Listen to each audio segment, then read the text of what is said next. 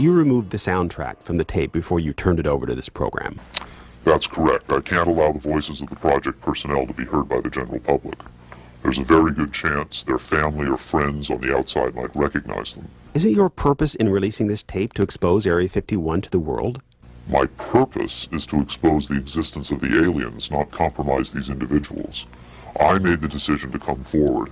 I'm taking precautions to protect my own identity, and I don't think it's fair for me to put these others in danger of exposure. In any case, the interview on the tape went nowhere. It was interrupted, as you'll see. Can you describe for us what we're seeing? All right, we're looking at the interview suite at S4. It's kept dark for the comfort of the aliens. The figure who is just barely visible in the left foreground is the telepath, and behind the camera is a raked seating area for observers. Although in this case, I believe the only other person present was a military aide. The alien is seated behind a glass partition in a biocontainment area, which is maintained at biosafety level 2, the lowest designation. That's primarily for the protection of the aliens, not us. The theory is that if they were going to infect us with an alien bug, it would have happened 50 years ago. In fact, all the indications are the aliens eliminated microbial and viral life from their own ecosystem long ago. They aren't susceptible to our diseases directly, but it has been shown that microbes can reproduce and form colonies within their respiratory systems, which tends to exacerbate the debilities they seem to suffer anyway in our environment. In fact, you can see here the alien is beginning to flag. The interview was not going well. The telepath was trying to clarify some points from a previous interview, but he wasn't receiving coherent responses. As you can see, the being is in real distress. At this point, the telepath is sending out a message to the medical staff. He's trying to communicate with the alien, but he's getting no response.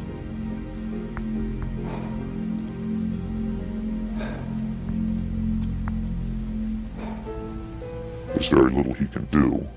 There's no direct connection between his space and the biocontainment area. That's the aide stepping in on the right. The medical staff should be there by now. They're slow in responding. There they are. I have to say the medical personnel at S4 are less than first rate. They tend to be selected for their willingness to keep secrets rather than their medical competence. By the way, he's not shining that light into the eyes. It looks that way, but in fact he's checking for hemorrhaging around the eye sockets and in the nasal cavity. I'm sorry.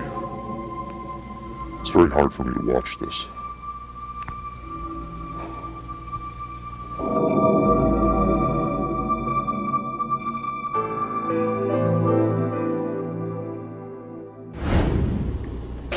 You're asking me if I think this is real? That have I finally seen a space alien?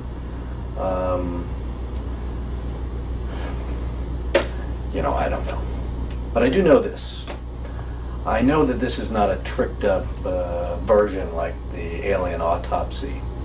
It doesn't attempt to distract you away from the alien. It doesn't have that cinema verite, black and white.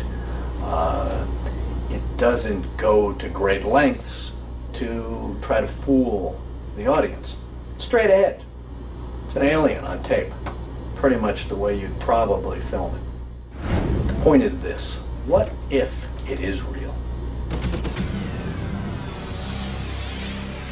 In evaluating the authenticity of the alien interview tape, the logical place to begin is with the videotape itself. What can the technical details of this recording tell us about its origin? Rocket Pictures sent Victor's original tape to the Phoenix laboratory of renowned image analyst Jim Delatoso. Using the most up-to-date digital technology, Delatoso tried to determine the tape's authenticity. I've been exploring, looking at different aspects of the image itself to develop questions for a matrix on, is it real or is it fake?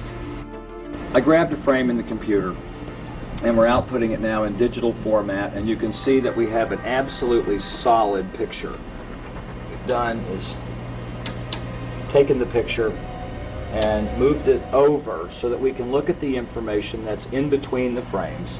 Now, when we look at the motion video, we can see that it still is not bad. And when we have this little indicator down here, it tells me that the original image was transferred using some kind of time-based corrector. These are video screens up here, television, video monitors, and they're off at an angle. If this was shot using a video camera with lines on it, we would see moire patterns up there, and we don't see the moire patterns. So there's a probability that this was shot originally on film, possibly a film stock like 7252 or 7247, depending on the lighting.